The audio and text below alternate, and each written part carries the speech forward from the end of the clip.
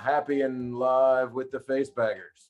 The face baggers. Yes. So, The hey, bookers, hey, the bookers, the tubers, and the grammars. there we go. That worked. What does that make us? Something duo. There's two of us. We'll figure that out. But as always, I am Sean Boyce with the Atlanta Tennis Podcast and Go Tennis. Good morning. This is 10 minutes of tennis with Justin Yeo, world-renowned tennis coach, Australian in Puerto Rico. And today's topic is called Environment is Everything. I got to say everything like that when it's in all capital letters. You got to go, environment is everything. That way. Everything. Exactly. So, Justin, what do you mean environment is everything? Is that literal? It's the trees, it's the wind, it's the soil, it's the court, Hey, air. Is it really everything? it really is everything. That's I like that little one. You brought in the elements of what is your surroundings is everything. But it really is. You can go all the way to staying off your cell phone before you get on the court. Your environment is everything, and your environment will shape and can definitely affect the match.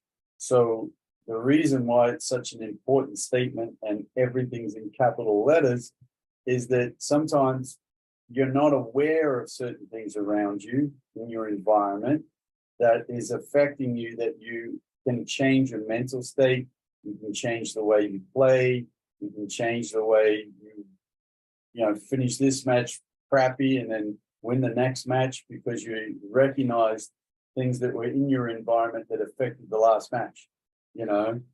Environments like I say to kids all the time, let's make sure the discussion is focused and positive and comfortable on the way to the match, because otherwise, if it's a parent and a kid and they're all at each other, you might as well not turn up to the tournament, because it makes it really tough, or they're just a really tough kid and they still pulled out the match. But it is very important for parents, children, adults, everyone to understand that your environment, what you're around all the time, before, afterwards, during, is everything to your match. If we put it, Novak Djokovic, he talks a lot about his mental state and that he realized a couple of things and switches his mind and switches the way he's thinking, and boom, his result changes. So when we're talking tennis, your environment is a lot. Let's just talk about US Open. Fancy trying to play a United States America player in the US Open in Arthur Ashe. Good luck, because your environment is, you're going to get claps on double faults or in between serves. It depends on what time of the day you played, whether the Heineken tent's going to be quiet or not. I mean, come on, man. So yes, your environment is everything.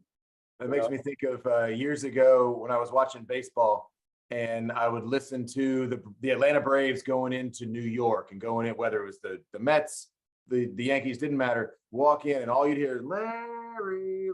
I mean, just giving the players all kinds of hell. And it's just New York. And I mean, Australia is one thing because you got the Aussies and they're a unique breed, and the French expect you to act a certain way, and Wimbledon's got its own thing. In New York, you just got that. If you don't have the Medvedev kind of thick skin, like you're going to give it back to the New Yorkers, that's an environment that the professionals worry about and they've got to deal with. We're more of, okay, my kids are on the playground and my husband's over there on the grill working on things, or my wife's there walking, waving with the baby walking by, and in my case with my 1-year-old, and trying to play a tennis match and trying to stay focused. Some of it is blocking it out, but how much of that do we want to bring in and take that deep breath and say, okay, I'm going to take the wind, I'm going to take the humidity, I'm going to take the sun and use it to my advantage. How much can we pull in and actually use, like I said, to our advantage? Yep, 100%. And you're, again, so the whole theme of today was your environment is everything. It really is everything. Everything you bring, everything you during, everything afterwards. Afterwards, to me, is absolutely critical. The amount of players go, I play like crap, it wasn't my day, or that's well, no. What didn't you play well? What affected you? Did the wind affect you? Did the sun affect you? Was the court affect you? You know, I mean, I played some courts, many courts, where I'm like, the fall of the court is definitely for whatever reason, whether it's irrigation or whatever, but the fall of the court is different. So you're playing uphill on one end and playing downhill on the other end. I mean, there's so many things that the reason why everything is in capital letters is because it is everything. And it's very important to understand it, because when you do, you grow as a player, you better as a player, and you actually can sometimes turn things into your advantage by learning more about your environment. Yeah, and I think that bringing that into the advantage is one of the things I've tried to do with my own life, just beyond tennis, is being able to say, oh, you know what, this could be a difficult thing, or I could take this in a negative way, but I'm just going to embrace what's happening. Whether it's a windy day, I think of, I don't know how many years ago, I'm watching Andy Murray play in the wind, and Roger didn't like the wind, and actually neither did Rafa, which I found interesting. But Andy was the kind of guy who just kind of oh, you know what, this is going to be a weird match. I've got this. And everybody else was frustrated, and he just leaned into it. And I think especially the amateur level, the juniors, to be able to walk in and not find an excuse to lose because of everything's going on, find those things to your advantage. Is that kind of the advice that you would say when environment is everything? Maybe I did a bad conversation with my mom in the car on the way to the match. Or maybe my last match, I came off the court in a bad mood, or got into it with my father about double faults, something. How can I, as the amateur player, as every player, be able to go out and forget what happened before and forget what happened after, what's going to happen after, and just take my environment, focus on it, and use it to my advantage? How can I do that? You need to work on your own mindsets. You ask Djokovic, he'd say, well, I put my headphones on and I focus on some exercise, and I visualize what I'm going to do, or I visualize what my coaches have told me from the data that we've already received against the opponent up the other end, and my game A and my game B, and maybe there's a game C that will happen when I come out. But my game A and game B, I'm visualizing how I should start the first set, how I should start the first 3 games. What's so critical about winning the first 2 points, because we've seen that in data, like my percentage of odds, if I win the first 2 points. So he will create all these visualizations before he goes on the court. He'll also, to his advantage over everybody else's advantage, is he knows what the stadium feels like. He knows what it sounds. He knows what the feeling's like. He knows what a final is compared to a semifinal or a quarterfinal. I mean, these are all the advantages that Djokovic has over all the players. He also knows they're all coming after him. And so he's got to keep learning how to keep, taking care of business. So environment, I mean, you're saying about mindset.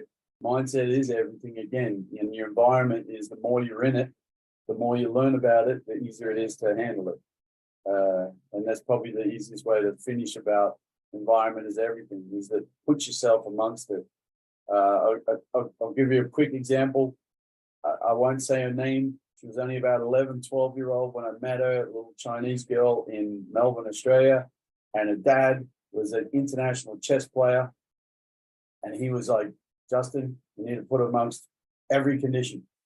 And so in freezing cold, we put her out there in shorts and t-shirt to play tennis, right? In the freezing cold. If it was raining, we'd get her on the net doing volleys with wet, heavy balls. We did all different conditions, put the lights on, right? And so they're in her eyes, he gave her all conditions, but she went from, like just an average tennis player at 9, 10 years of age when I got her, to the #1 in the country at 12, because nothing affected her. She was like ice. So anyway, that's a quick example for juniors. get yourself prepared. The more experience, the better. Face your fears, all that, all the players with the headsets on and being able to go in and just say, I'm Yep. ready, I'm focused, I got my game plan, I'm Yep. here, I'm in the moment. And Yep. whatever comes, be it wind, rain, storms, New Yorkers, Aussies yelling at me, I'm focused, I'm ready to play. Justin Yeo, Yep. thank you so much, I appreciate it. And if you really want to learn some match play, come to Puerto Rico, because they're the loudest I've ever seen in the world. Okay, we'll check it out. Loudest in the world. They got the little ice cream guy. They've got the reggaeton in the background. They're screaming at every single thing, and it's like, wow. All right, that'll be our testing ground. I like it. Justin, thank you so much. See you next week. See you, mate.